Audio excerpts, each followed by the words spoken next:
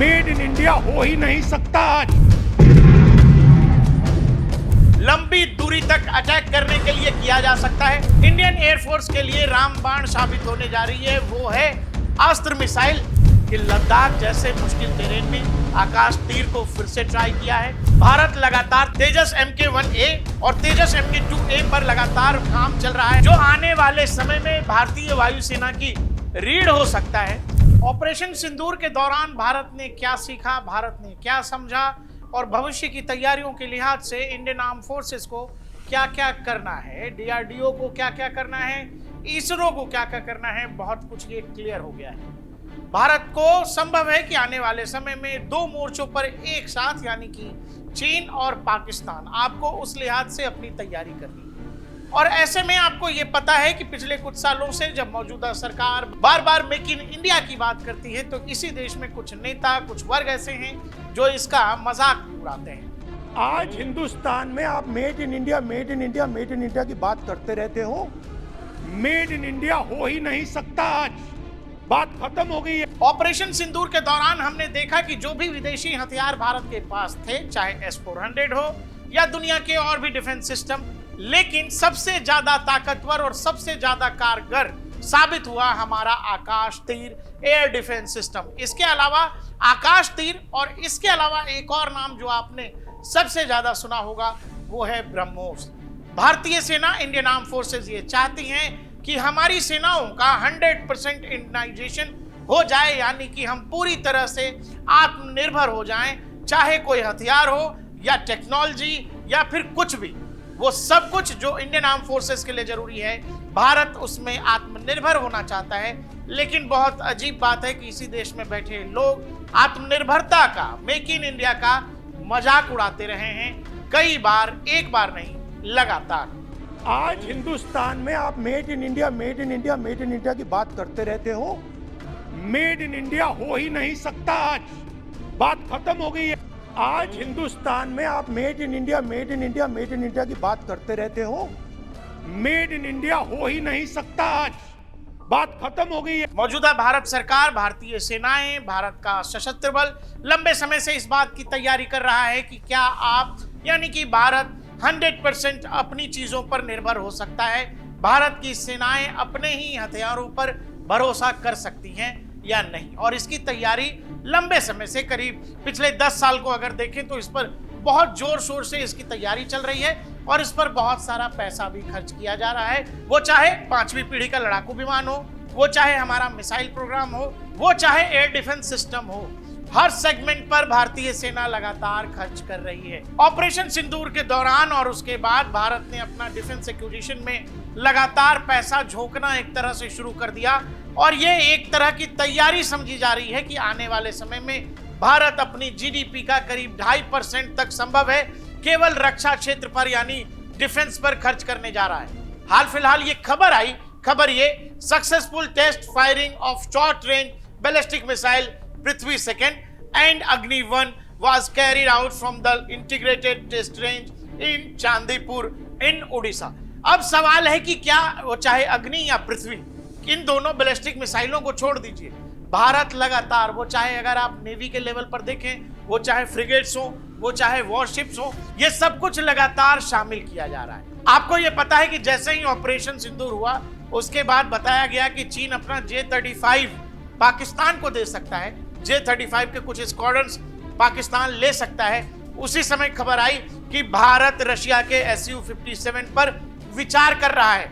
ऐसे समय में जब अमेरिका ने ऑलरेडी भारत को ऑफर दे रखा है F-35 का, लेकिन भारतीय वायुसेना S-57 पर विचार कर रही है। ऐसी भी खबरें आई कि राफेल के कुछ और स्क्वाड्रन्स लेने पर विचार हो रहा है। लेकिन फिर मैं कह रहा हूं, ऑपरेशन सिंदूर के दौरान जो एक दिक्कत आई, दिक्कत ये कि जब आप राफेल में अगर आप चाहोगे कि आप ब्रह्मोस इंटीग्रेट कर दो या अस्त्र मिसाइल VVR रेंज की जो मिसाइल है वो इंटीग्रेट कर दो, मुश्किल काम है क्योंकि भारत के पास उसका सोर्स कोड नहीं है।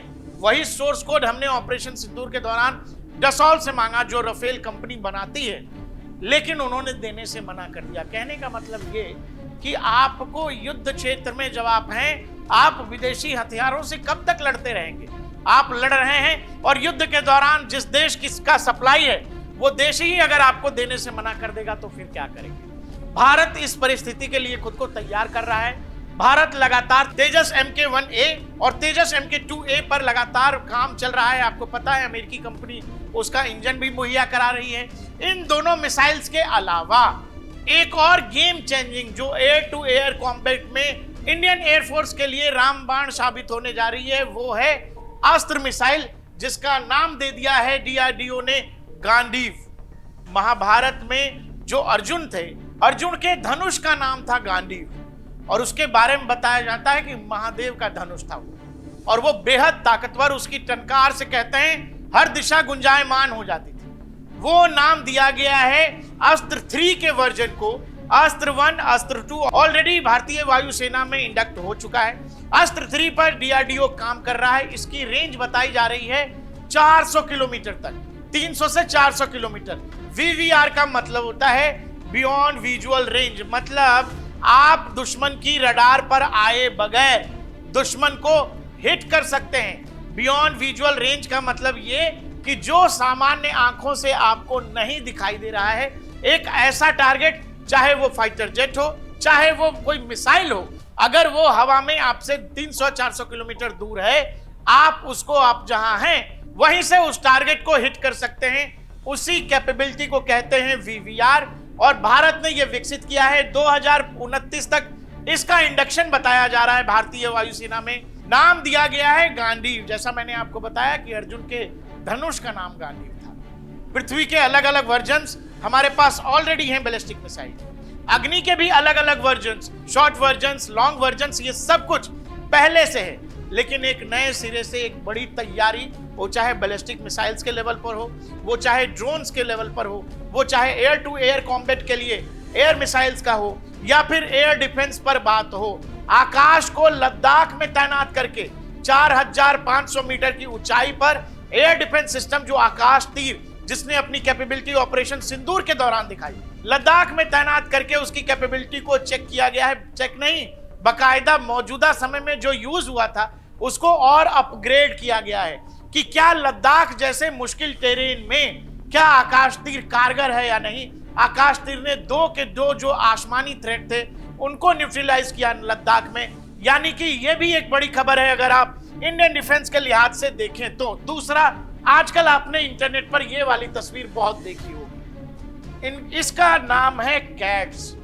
एक तरह का वो ड्रोन जो आने वाले समय में भारतीय वायुसेना की रीढ़ हो सकता है। संभव है कि आने वाले समय में जब सुखोई के नेतृत्व में जब भारतीय वायुसेना का पैकेज पाकिस्तान की तरफ जाएगा तो उसमें सुखोई के अलावा ये कैट्स भी शामिल होंगे, मिराज के अलावा ये कैट्स भी शामिल होंगे, राफेल के अलावा ये कैट्स भी शामिल होंगे। इन हथियारों का इस्तेमाल पाकिस्तान पर सर्विलेंस से लेकर लंबी दूरी तक अटैक करने के लिए किया जा सकता है। बहुत इनिशियल तैयारी है, टाटा इसको बना रहा है, और ये लॉन्ग रेंज तक कई घंटों तक आसमान में उड़ सकती हैं। साथ ही अपने साथ मिसाइल और अटैक ड्रोन्स कैरी कर सकते हैं। साथ ही साथ ये जो कॉम्बैट फाइटर जेट्स का जो पैकेज होगा, उसके साथ साथ फाइटर जेट्स को सुरक्षा प्रदान करते हुए उनके साथ साथ हवा में फ्लाई कर सकते हैं। कहने का मतलब ये है दोस्त कि भारत इंडिजिनस तकनीक में, भारत आत्मनिर्भर हथियारों के लिहाज से